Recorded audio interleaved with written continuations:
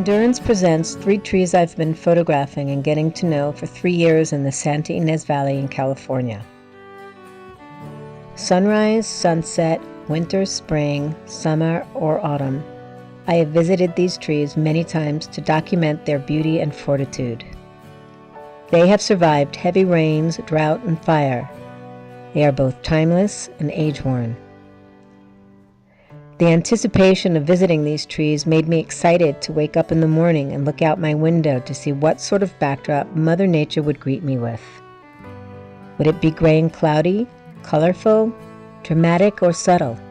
At times it looked like I was going to miss the sunrise, so I'd grab my camera, grab my dog Luna, and jump into my car instead of walking over so I wouldn't miss the new day of what I call the Museum of Trees.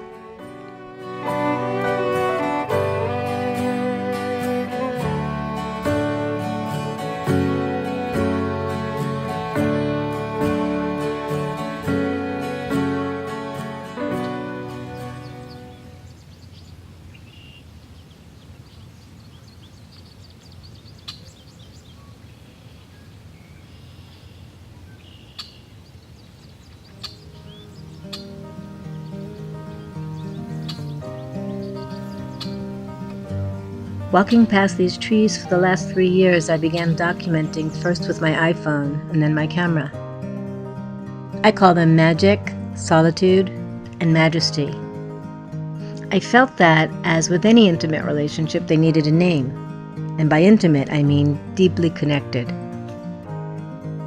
Photographing this series was the first time I documented the same subjects over many days and years.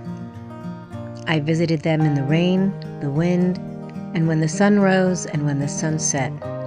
I met them in every season. Aspects of myself were revealed to me by these great teachers of life. I had never been one to have the patience to point my camera at the same subject so many times, always looking for something new, something different, or unique. I found just that. I imagined the stories they could tell. Outliving us all, they have seen people and things come and go. They are survivors of floods, fires, and disease, still standing, still threatened by natural and unnatural disaster. Every time I took a photograph of these trees, it allowed me to study them, to focus in closer, and my connection grew deeper.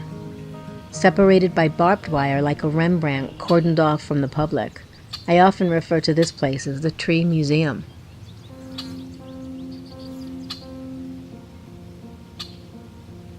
This particular tree museum is different than the ones I knew on the East Coast.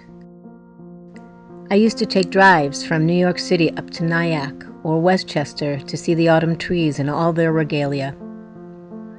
You are probably familiar with the foliage of the elm and maple leaves as they morph into winter with their striking colors of bright orange, yellow, and even red. The oak trees in this West Coast museum are not so obvious in their beauty. Their leaves hardly change color, if at all. Their attractiveness, more subtle, more subdued. I'll admit it took time for me to see the intensity of the beauty, but that is what makes them so special. It's not always easy or obvious, but it's always stunning and alluring to me. Now, I hike in the midst of these oak giants in awe of each one, their psychedelic branches dancing in all directions, recognizable, and I am delighted in their presence.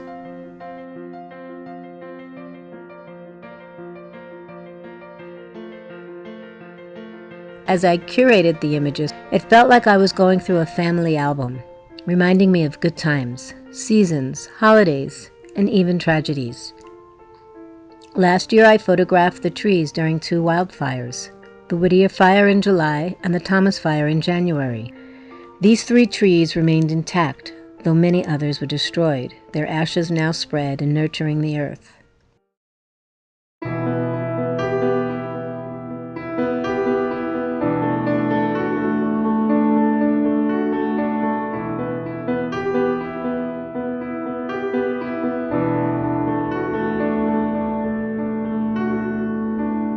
The fire burned in the heat of the summer. I went to see the flames coming over the mountain. The trees were there, showing no sign of fear or danger, and I was grateful to see them.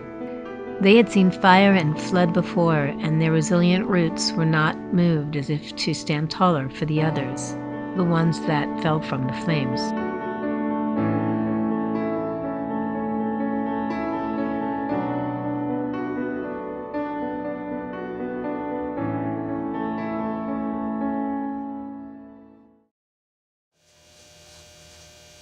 On them.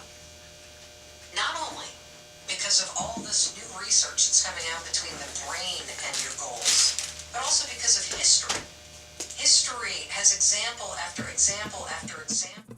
I've been painting for only a couple of years and considered myself an abstract painter. I never really expected to start painting trees. It was sort of a natural evolution as I started working with paint and resin. I had no idea how it would turn out. In fact, I have only been painting these trees for about a month. I've seen the trees so many times in darkness, before the sun rises or sets, that in most of my images, they are in silhouette. I never really had the confidence nor the desire to try my hand at painting, so it was a bit risky for me to try and paint the trees. For the most part, I've been creating abstract paintings. I think because I've gotten to know the trees so intimately, it was a natural transition to go from photographing them to painting them. Another way to tell their story, their legacy. I'm not sure how many I'll do, but I'm exhilarated by the process and I enjoy this new representation of the trees. It's my intent to emulate their graceful limbs and their poses they strike under various skies.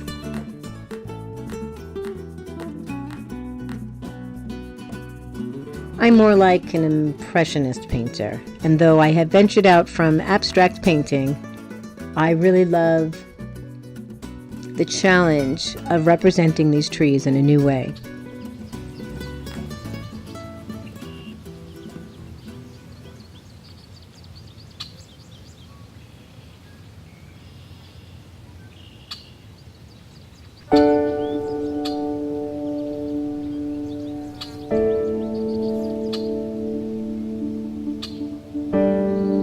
I have experienced solitude, magic, and the great majesty of this land. I would like to live as the trees do, in confidence, faith, and fearlessness. They possess a constancy that I admire and can only hope to emulate in my time here.